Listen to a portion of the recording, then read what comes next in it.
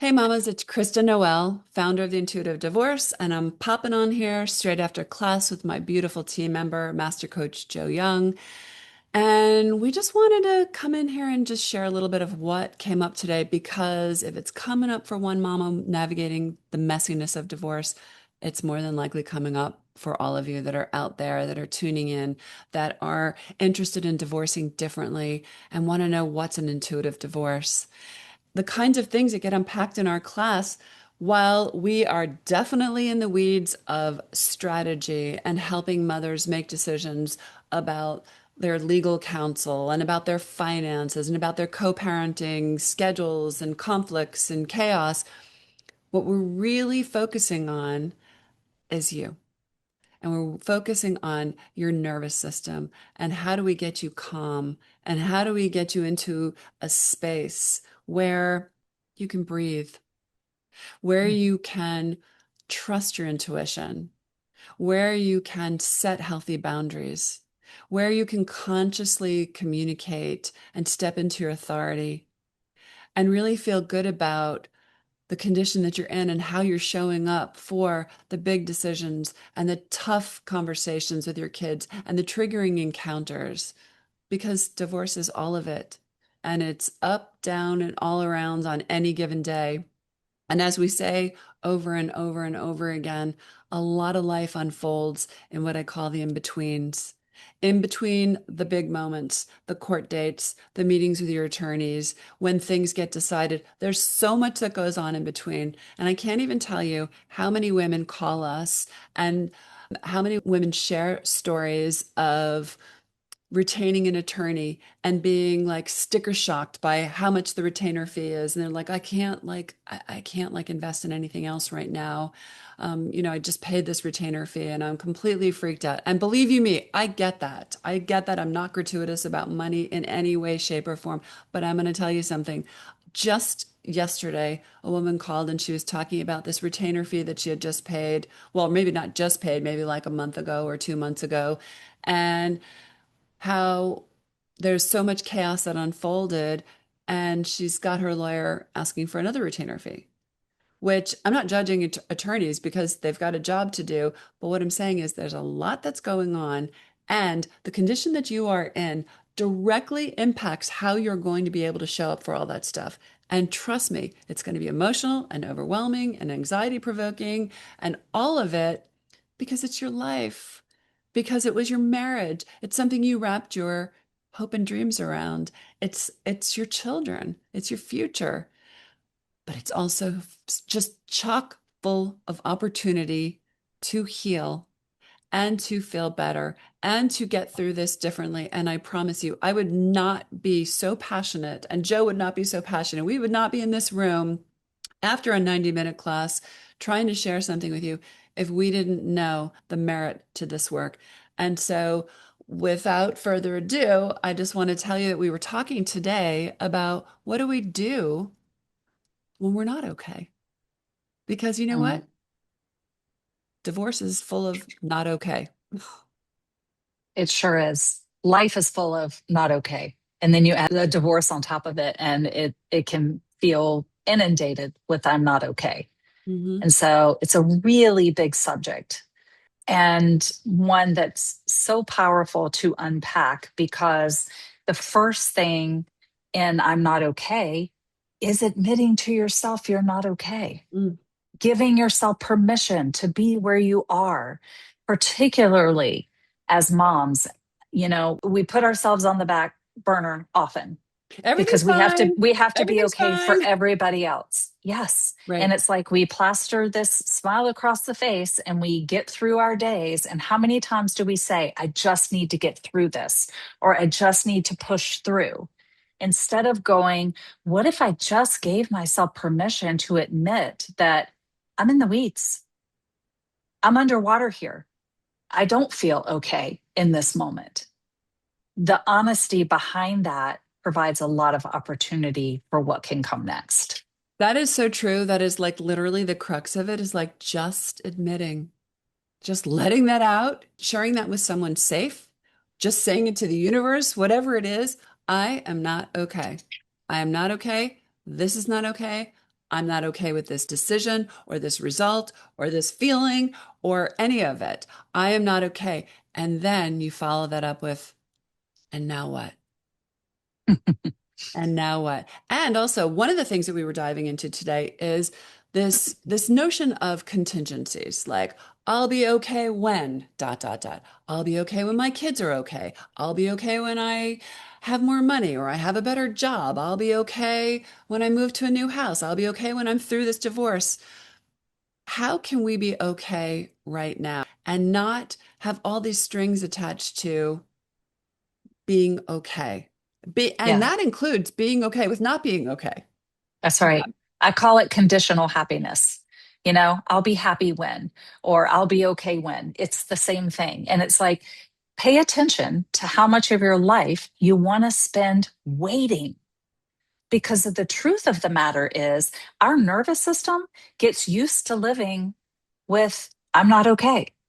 And so, if we don't change things, we will find ourselves, even when all the conditions outside of us shift, our nervous system is still in alignment with, I'm not okay. I'm waiting. There's nothing in this moment to be okay about. And so, we have to change things and become comfortable with the discomfort a little bit, enough to go, what's next? Mhm. Okay, I'm not okay in this moment. What can I do?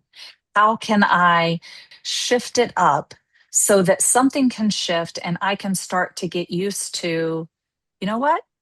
Actually, I'm okay with not being okay, as Mhm. crazy as that sounds. It's safe to not be okay in every moment. It's safe to then decide, what do I need next? Do I need support? Do I need to breathe and bring my nervous system to safety? Do I need to phone a friend? Do I need to take a walk? We talk about these things all the time. And it's like, unless we have practiced those things proactively, we don't even know what we need most of the time. It's just, the only thing I know is, I'm not happy with the way things are. I'm not okay. Right?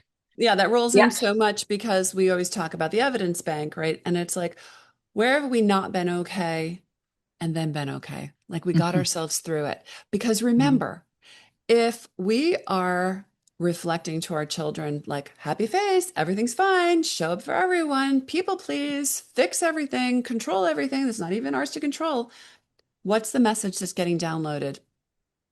Not being okay is not okay, you know, and it's Yeah. not safe to have feelings. It's not Yes. safe to not be perfectly on.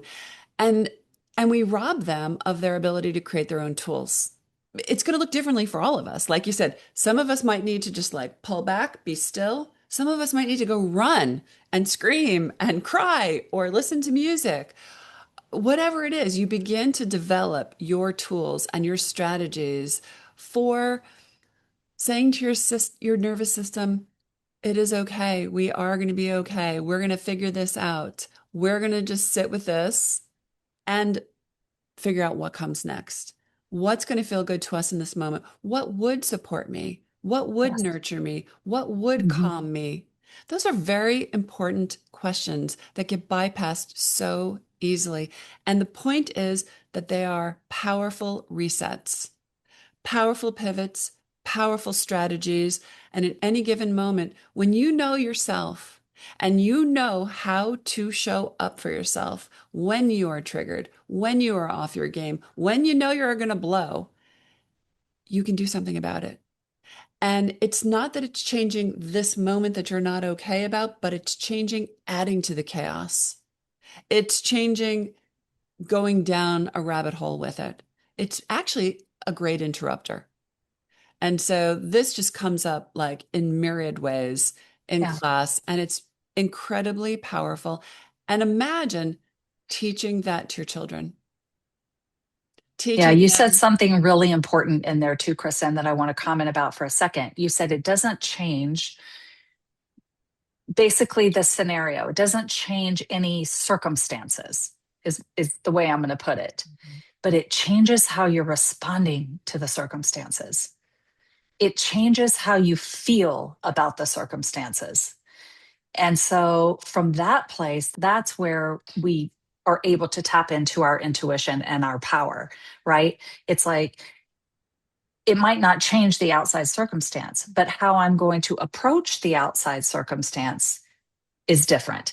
And you started this whole conversation with there's so many things, and divorces can be so expensive, and retainer fees so expensive because these are the ways we play things out with attorneys. And the bottom line is, when you need help because you're not okay, your attorney is going to be your legal guidance, but there's a lot behind it Mhm. that reaching out to a group like ours that will end up saving money in the long run because we teach you how to show up and be okay with whatever the circumstance is, and to know how to move forward and take steps so that you move towards okayness, right? It's really getting the need identified. Okay, I'm not okay. What's the need there? How do I Mhm. move towards that? What do I do in my body so that my body resonates with that? How do I make really good summations, is what I'm going to say to my attorney, so that I'm not walking in the door and spewing 4 hours worth of information to an attorney when I could do that in 15 minutes because I've worked through all the emotional stuff around it. I've worked through what's really important. And those are the things that you get when you reach out for support when you're not okay, from people who know what they're talking about, like us. And it's like just know your lane. Know what your lawyer's Yes. job is. Your lawyer is not your emotional support pillow. It's a very expensive lesson to learn. So the clearer you can be, the more grounded you can be, the calmer you can be, the more aligned with your intuition and your authority you can be, you then can interact with your attorney in a really productive way. The same thing with anybody else that's on your team. And by the way, it's such a sacred container to have moms navigating very similar circumstances show up and not feel alone in this, and feel safe to share what they need to share. And another thing I want to talk about not being okay, divorce or no divorce, nobody likes hearing no. Nobody likes getting a disappointing result. We all think we know what the best thing for us may be.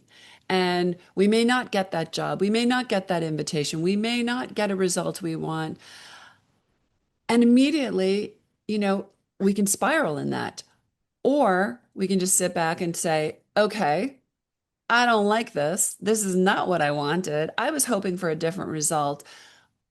But I'm okay. I'm going to be okay. I trust that it might be guiding me someplace else. There may be a Mhm. reason maybe I'm being protected. Maybe there's a better thing or a better lane or a better choice out there. So it's like when you can get grounded and calm, you can reframe it. You can reframe it and you can trust yourself and you can really begin to believe, I'm going to get through this. I'm going to get through this. And it's okay that I don't like what's going on right now because I'm going to get through it. And I've gotten through things before. And I'm going to avoid this runaway train. And I'm not like going to derail over here. And so that's why we wanted to just pop in here and just remind you that there's so much that comes up in a divorce. And you might be taken off guard at any given moment. And you want to just set yourself up in the best way possible. And you are so worthy of that. This is the time to figure out, what do you need? And then figure out what will support that need. Because whenever we fall off track, I always say, it's just a need that needs me. So I mean, this is a beautiful place to leave. It was a gorgeous Yeah. class, and it was kind of like Yes. just so much sharing, so many stories, so much beautiful reflection. And we wanted to pop in here, and I hope this will inspire you. I also hope it'll inspire you to get your little butt over to intuitivedivorce.com because we've got a lot of love there. There's a lot of love on our newsletter, our app, on our social media. We've got programs, and we're constantly trying to formulate ways to help you in the best way possible and to wrap our arms around you because we are so dedicated to helping mamas divorce differently. Not only divorce differently, divorce smarter and heal Mhm. faster and protect their kids. And you know what? Reclaim their lives, even if they're not okay. because they will be okay. That's right. It's a beautiful step in the right direction to becoming okay, Yeah.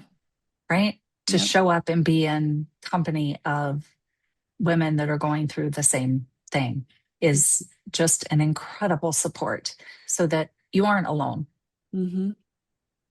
Yeah. Yeah.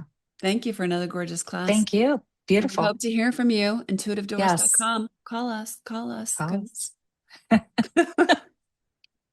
because Joe and I like to do little dances before these because videos. we like to do little dances. Because we like to do little dances. Because you know what? Actually, we really love what we do. Hmm. Yeah. Even though we're tired after teaching for almost 2 hours, we love what we do. And you know what? There is nothing better than seeing a mama come alive again. No, and we know it works. Hmm. That's the piece. And that's why we're so passionate about it because we watch it week after week after week. These women Yeah. transform into really different versions of themselves. And it is just an amazing thing to witness. So, yes, join us. Yes. Thanks for a beautiful class. See you next See you week. next week. Bye.